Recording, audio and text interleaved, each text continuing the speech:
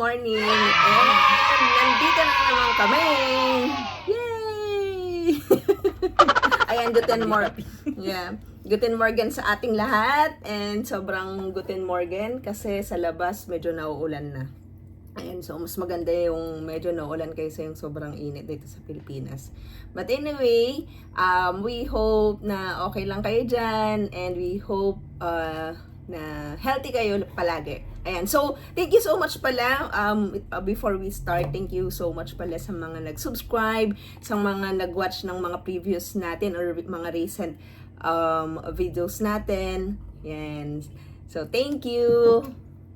Mag-thank you ka din. Thank you. May mga nag-PM nga eh. Oo, marami ding mga nag-PM. Hindi ko pa na-replyan. Oo.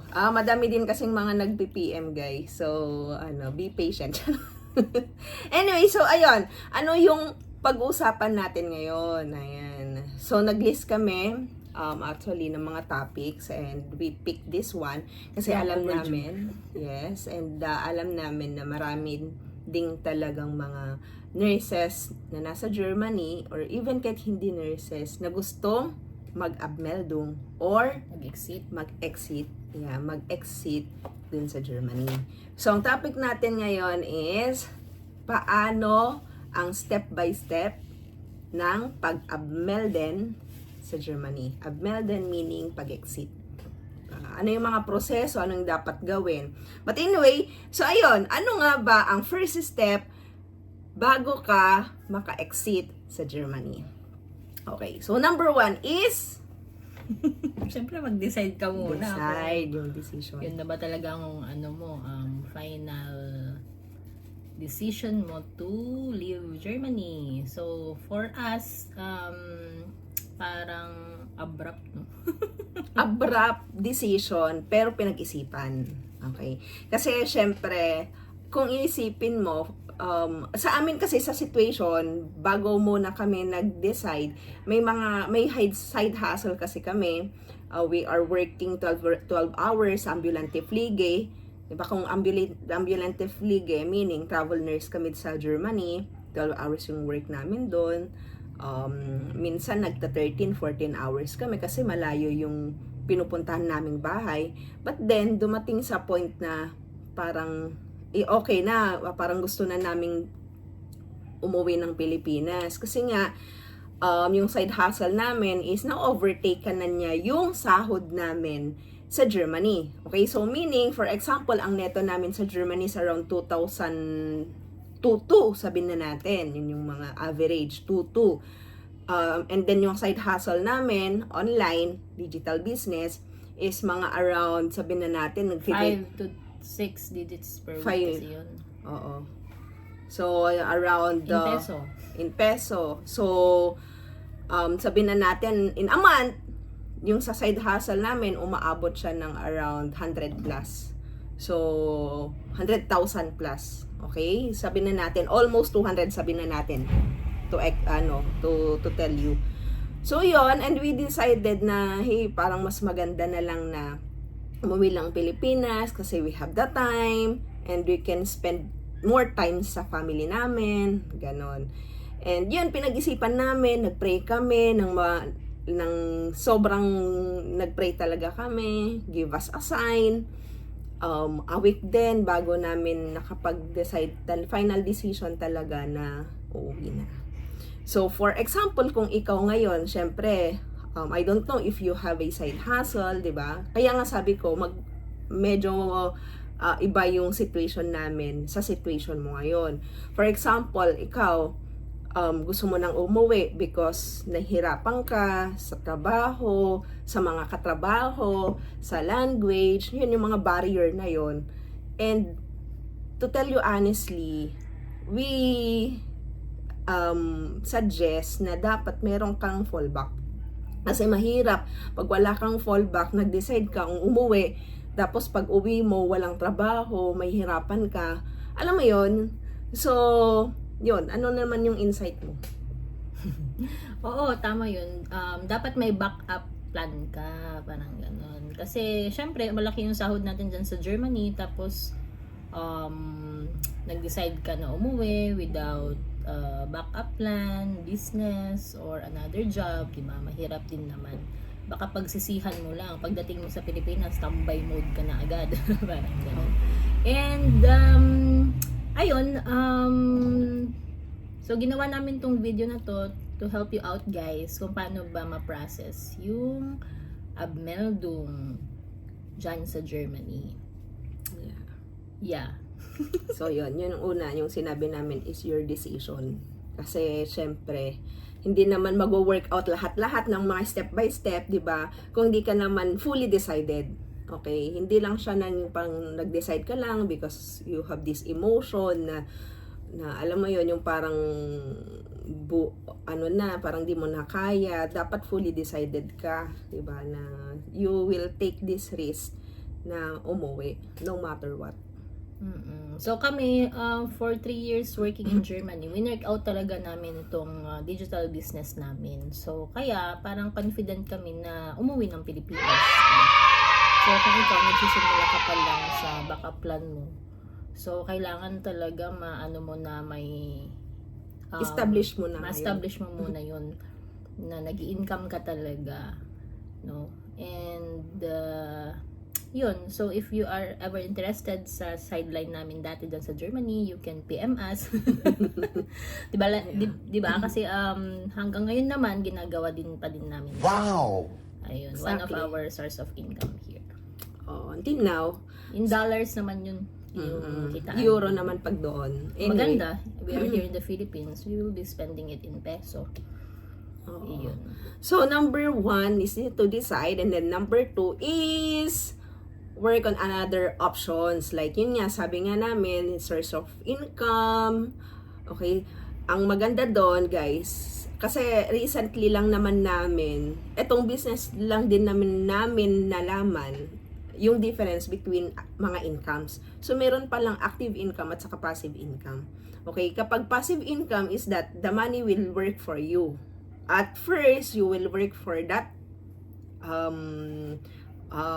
opportunity. And then that opportunity, pag nag-boom yan, just like us, after we work it like 3 years namin winwork out, then suddenly it boomed. Tapos yun, Less effort Okay, na, less effort. no effort, pero may dumadating Oo. weekly na dollars. Oo, So, yun. kasi na-work out mo yon. Okay? So, that is a passive income. Just like kapag nagpapa-apartment ka, di ba? May tenants ka, and then monthly meron silang binibigay na pera, parang ganon. Pero dito naman is weekly. Yun naman yung kagandahan nun. Yeah, and thank God with that opportunity na meron kami, nagkaroon pa kami ng madami pang businesses from that. So, yun. So, hindi lang dapat isa ang source of income mo pag uwi mo here in the Philippines. Dapat multiple. Yes. Para may sasalo sa Active, inyo. passive. Oo. I-combine mo na yun. Okay.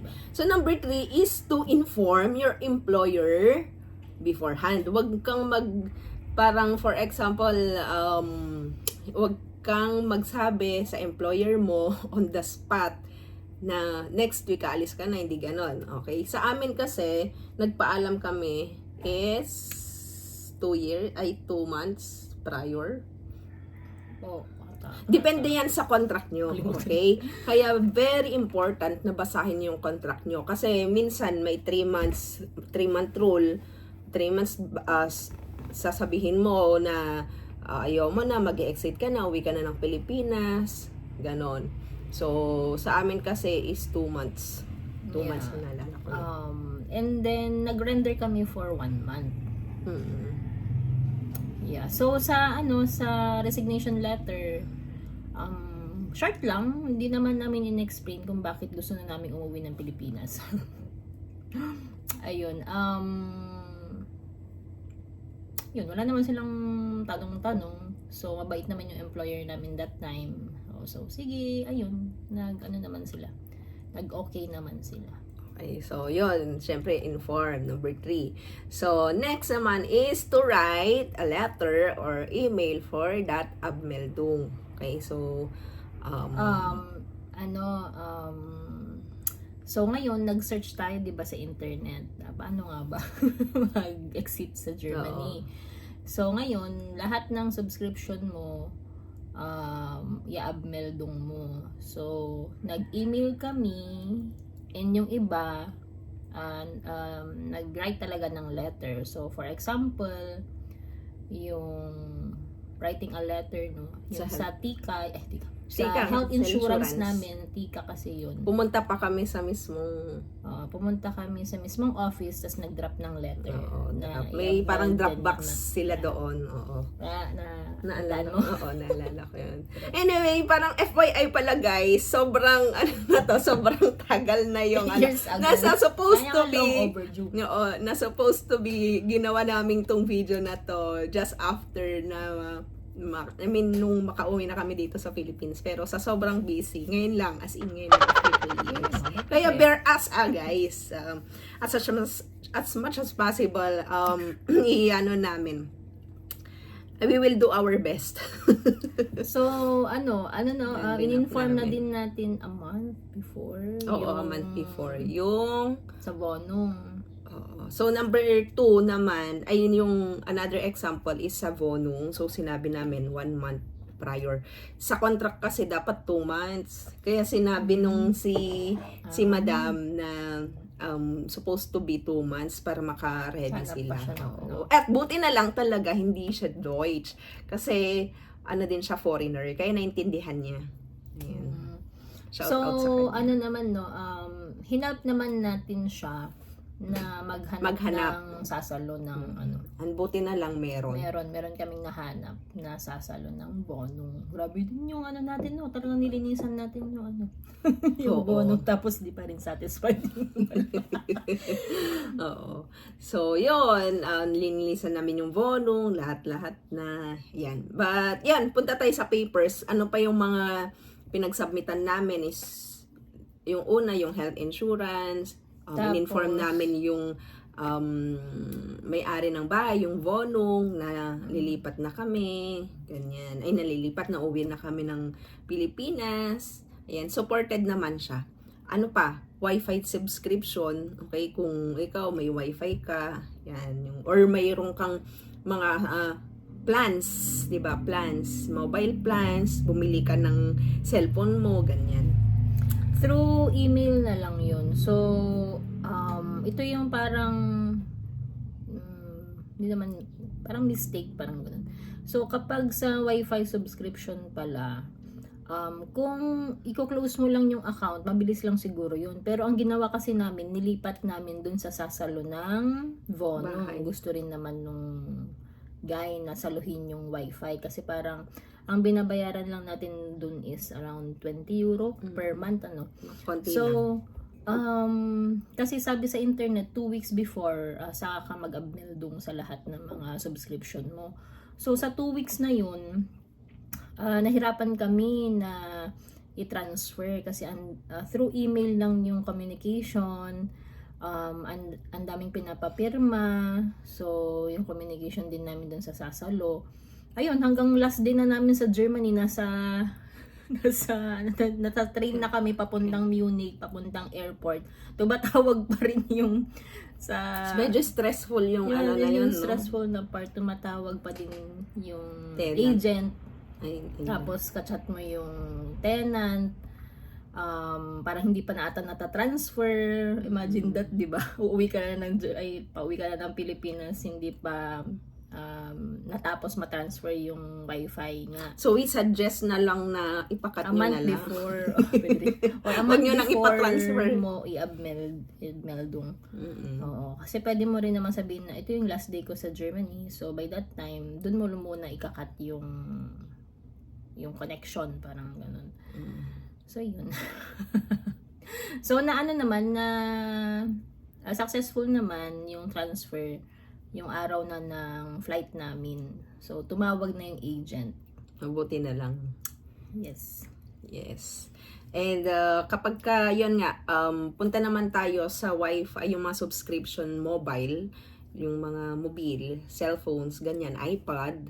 Okay, kung may nabili ka tas hindi natapos. Kapag hindi natapos yung date, yung contract, diba may contract yan? For example, 12 months contract. Tapos uuwi ka ng pang 10th month, edi may 2 months pa. So yon yung pang 2 month na yon, yung 2 months na hindi na bayad, kailan mong bayaran in cash. Yun yung ginagawa sa akin nun, yung sa laptop ata, yung iPad. Laptop, oo. Okay. Hindi natapos, pero kailangan kong bayaran. Through email din ba yung communication nyo? Oo. Through email, tapos ide-deduct na lang dun sa konto mo or sa account mo. Ayun. So, next is yung bank account namin. So, dalawa ata yung bank account ko. Sparkasa tsaka Commerzbank. So, ang ginawa namin nun is, ilang days na lang before. Parang mabilis lang ang bank, no? Mabilis lang ang bank. I-empty mo lang yung yung account mo, tapos pupuntahan mo yung bangko mismo. Tapos, sabihin mo lang na ipapaklose mo na siya. No need, hindi mo kasi sulat, diba? Oo, wala. Parang inform mo lang. Inform mo lang na na-forgot ko na. So, bago tayo pumunta sa na-remember. Na-forgot ko to. So, bago mo pala i-abmel din lahat, no? For example, sa health insurance, sa wifi, sa bank, SIM card, cellphone. Pupunta ka muna sa city kasi kailangan mo yung abmeldong certificate mo. Yan. Oo, diba? yun yung pinaka-importante. Parang proof na, kaya pala. Pero yung ginawa kasi natin yun noon, a week or less than 2 weeks. Oo. Tapos saka lang natin binigay yung certificate na yun coming from the city sa mga nandyan parang to close na. Pero we informed them na papaklose. Yun yung una nating ginawa. Nag-inform muna tayo, tapos nung nakuha na natin yung certificate, doon na natin talagang pinaklose totally. Yun. Kasi yun yung last na ginawa kasi namin is yung city. Yeah, akala namin kailangan pa ng schedule. And to the fact kasi nun guys, na COVID. Kaya mahirap mag-akumuha ng schedule. Kaya yun. Pwede palang walk-in, kaya nag-walk-in tayo. Nag-walk-in. Yeah. So, yun. Bank account and then yung city, nasabi na namin, don't forget. You can do it siguro, mas early dapat. I don't know kung nag-iba na sila ng policy ngayon. And yung mga na-close na namin. And any mga insurances, kayo naman yung nakakaalam doon. Sa amin kasi is yan lang. Ay, yung pa pala.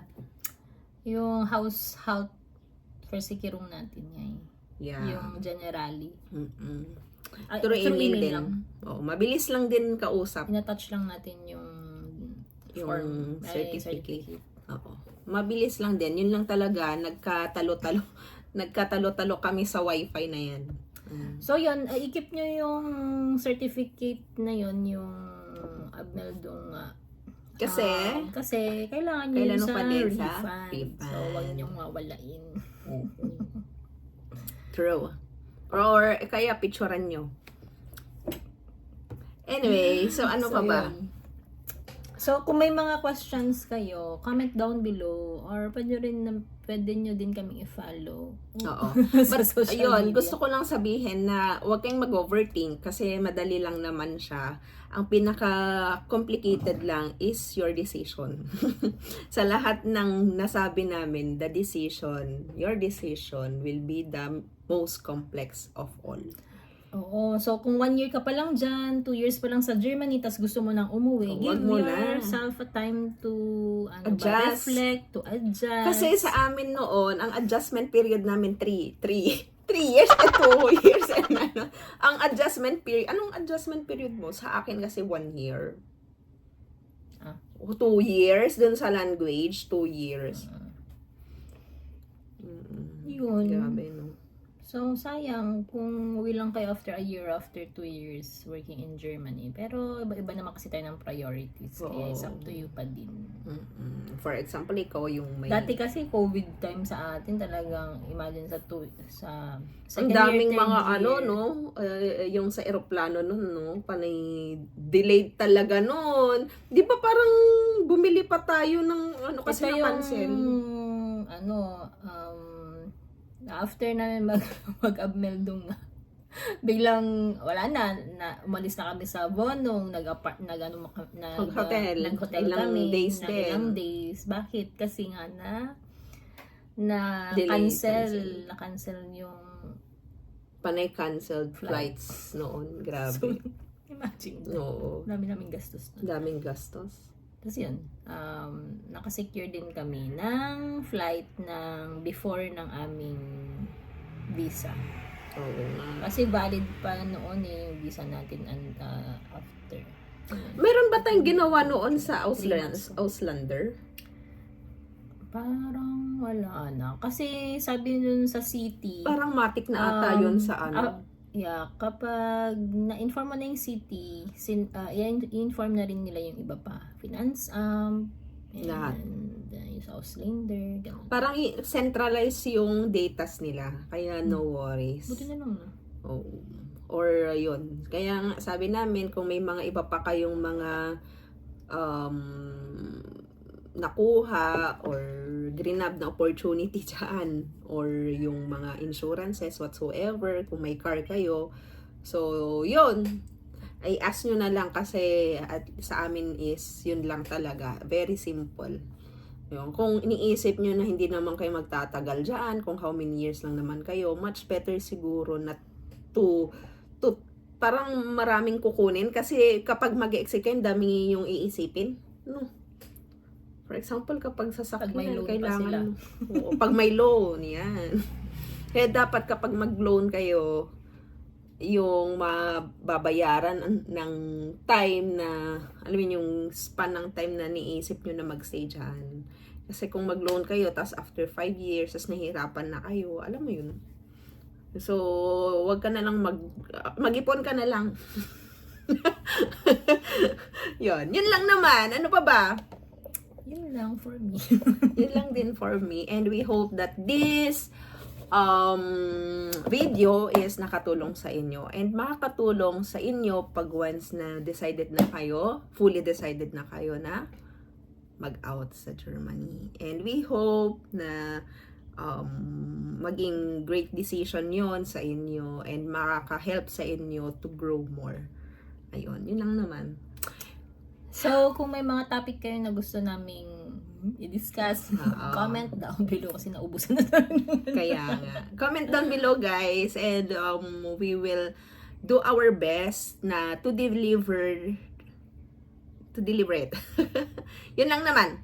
So, yan lang, guys. Thank you so much and have a good day, mga ka-health. Ka-health tuloy, ka-negosyante. Bye!